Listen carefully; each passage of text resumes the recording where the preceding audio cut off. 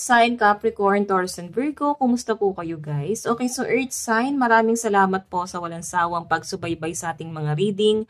And kung kayo ay bago pa lang sa ating channel, mag-subscribe na po kayo guys. And i-click mo na rin yung ating notification bell para lagi po kayo guys updated sa ating mga bagong upload. Tignan natin Earth sign, ano ba ang inyong gabay?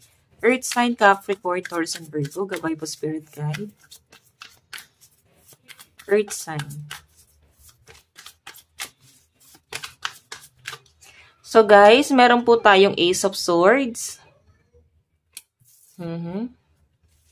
Nakakapag-isip-isip ka ngayon, Earth sign. Alam mo, sa nakikita ko rito guys, iniisip mo yung mga sinasabi sa'yo. Iniisip mo kung ano yung sinasabi nila sa inyo, against you.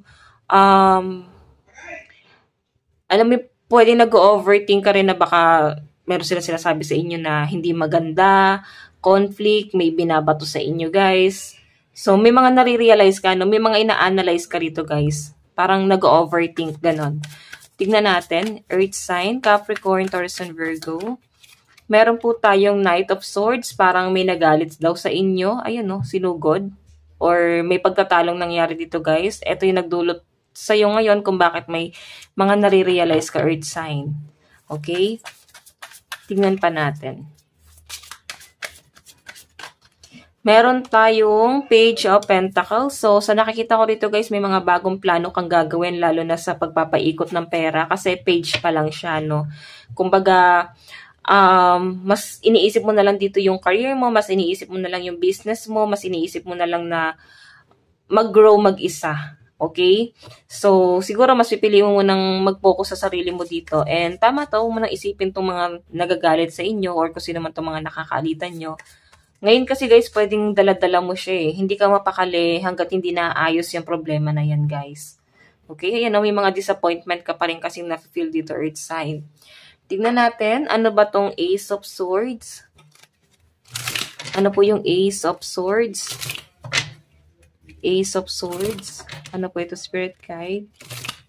Earth sign, Capricorn, Taurus, Virgo.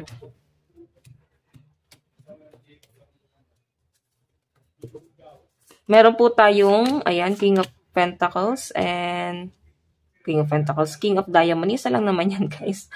Diamond and Pentacles. Eight of Flower. May galit na galit dito na isang tao na para pang biniblame ka niya or ibiblame ka nitong taong to, guys. May mga sinasabi siya eh.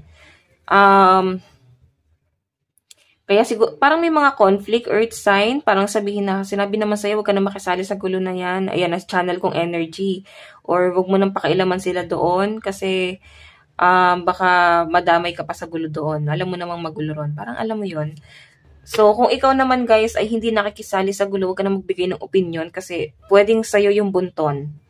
Okay? Tignan natin, ano ba tong Knight of Swords? Ano po yung Knight of Swords?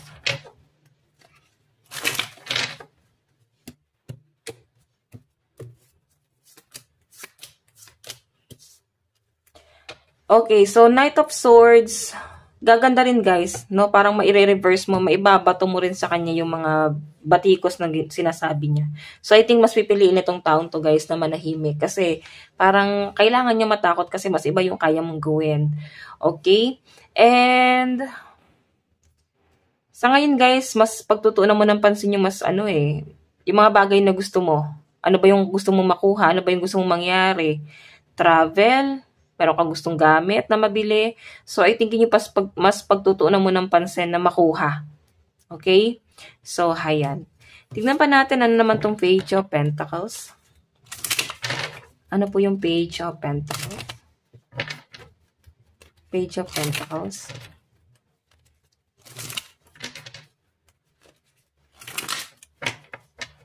Ano po yung Page of Pentacles?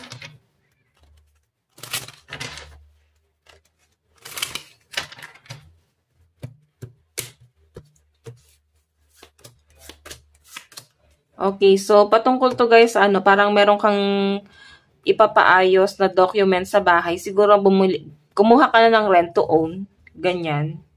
Rent to own or pwedeng nagpapa-renovate ka, may pinagagawa ka or pwedeng may pinapaayos sa bahay nyo ngayon. Okay? Pwedeng may conflict sa bahay, kaya may paglayo kang ginagawa din. Gusto mo na mag-unwind, gusto mo na mag-relax sa pinapakita rito, guys. Okay, may nakikita rin ako dito, guys, pagtatalo. Siguro may separation na nangyayari kasi may pag-aaway pa rin. Ayan, no? May pag-aaway sa pagitan nyo ng person mo, I guess. Pero namimiss ka rin ng taong to, guys. Inaantay niya nga na mag-reach out ka sa kanya. Kumbaga parang napatawad ka na niya. Wala na sa kanya nangyari. Gusto na lang niya, guys, is yung friendship. Kasi parang malaking impact yung nangyari sa'yo, sa kanya. Okay, malaking impact ka sa kanya. Gusto niya pa rin, guys, makuha yung loob mo. Ayan. And I think ikaw, straightforward ka kasing tao, hindi mo rin masyadong pinagtutuon ng pansin itong taong to kasi mas ang focus mo rito yung family mo eh. Tignan natin. Pagdating sa love life, ni Earth sign, Capricorn, Taurus, and Virgo. Earth sign.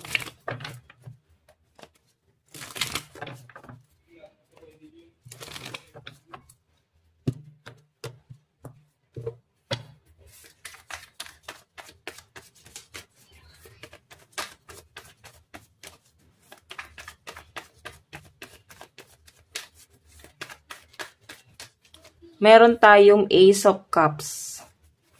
Love life. Meron tayong Four of Wands. Meron tayong Nine of Wands. Meron tayong Five of Cups.